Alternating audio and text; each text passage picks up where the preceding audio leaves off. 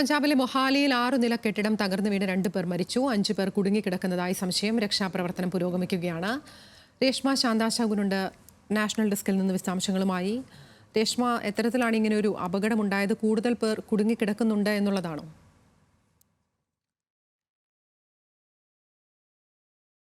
പഞ്ചാബിലെ മൊഹാലിയിലാണ് ഇത്തരത്തിൽ കെട്ടിടം തകർന്നു വീണ് ഒരു അപകടമുണ്ടായത്. 6 നില കെട്ടിടമാണ് തകർന്നു വീണത്. 2 പേർ മരിച്ചു. ഇനിയും ആളുകൾ കുടുങ്ങിക്കിടക്കുന്നുണ്ട് എന്നുള്ളതാണ് സംശയം. അതുമായി ബന്ധപ്പെട്ടിപ്പോൾ തെരച്ചിൽ പുരോഗമിക്കുകയാണ്. കെട്ടിടത്തിന് അടിയിൽ ഇനിയും ആളുകൾ ഉണ്ട് എന്നുള്ളതാണ് ലഭിക്കുന്ന വിവരം. രേഷ്മയുണ്ട്. രേഷ്മ, എത്തരത്തിലാണ് തെരച്ചിൽ പുരോഗമിക്കുന്നത്?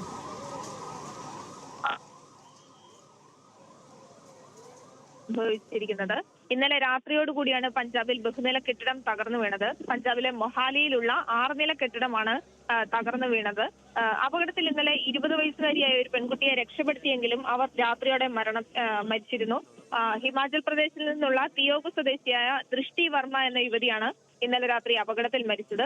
ഇപ്പോൾ ഏതാനും നിമിഷങ്ങൾക്ക് മുമ്പ് രാവിലെ മറ്റൊരു മൃതദേഹവും കൂടി സംഭവ സ്ഥലത്ത് നിന്ന് കണ്ടെടുത്തിട്ടുണ്ട്. എന്നാൽ മരിച്ച വ്യക്തി ആരാണെന്നോ അവരുടെ സ്വദേശം എവിടെയാണെന്നോ തുടങ്ങിയ വിവരങ്ങളൊന്നും പോലീസ് ഇതുവരെ പുറത്തുവിട്ടിട്ടില്ല.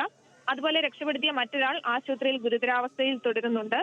നിലവിൽ 5 പേരോ അല്ലെങ്കിൽ അതിലധികമോ ആളുകൾ കെട്ടിടത്തിന്റെ അവശിഷ്ടങ്ങൾക്കടിയിൽ കുടുങ്ങിക്കിടക്കുന്നതായാണ് സംശയിക്കുന്നത്. അതിനാൽ തന്നെ രക്ഷാപ്രവർത്തനം ഊർജിതമാക്കി തുടരുകയാണ്.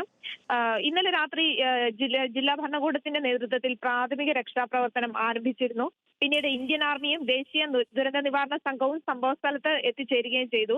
ഇപ്പോൾ ഇന്ത്യൻ ആർമിയുടെയും ദേശീയ ദുരന്ത നിവാരണ സംഘത്തിന്റെയും സംയുക്തമായാണ് നിലവിൽ രക്ഷാപ്രവർത്തനം നടത്തിക്കൊണ്ടിരിക്കുന്നത്. ഇനി ഈ അപകട കാരണത്തെക്കുറിച്ച് പറയുകയാണെങ്കിൽ കെട്ടിടത്തിന്റെ താഴെയുള്ള ഭാഗത്ത് കുഴിയെടുത്തതാണ് കെട്ടിടം തകരാനുള്ള കാരണമെന്നാണ് പോലീസിന്റെ പ്രാഥമിക നിഗമനം. സംഭവത്തിൽ കെട്ടിട ഉടമകൾക്കെതിരെ പോലീസ് കേസെടുത്തിട്ടുണ്ട്. രക്ഷാപ്രവർത്തനം ഇപ്പോൾ നടന്നുകൊണ്ടിരിക്കുകയാണ്. കൂടുതൽ വിവരങ്ങൾ നമുക്ക് വരും മണിക്കൂറുകളിൽ ലഭ്യമാകുമെന്നാണ് കരുതുന്നത്. ആതിര. ശരി, രേഷ്മയാണ് വിശദാംശങ്ങൾ നൽകിയത്.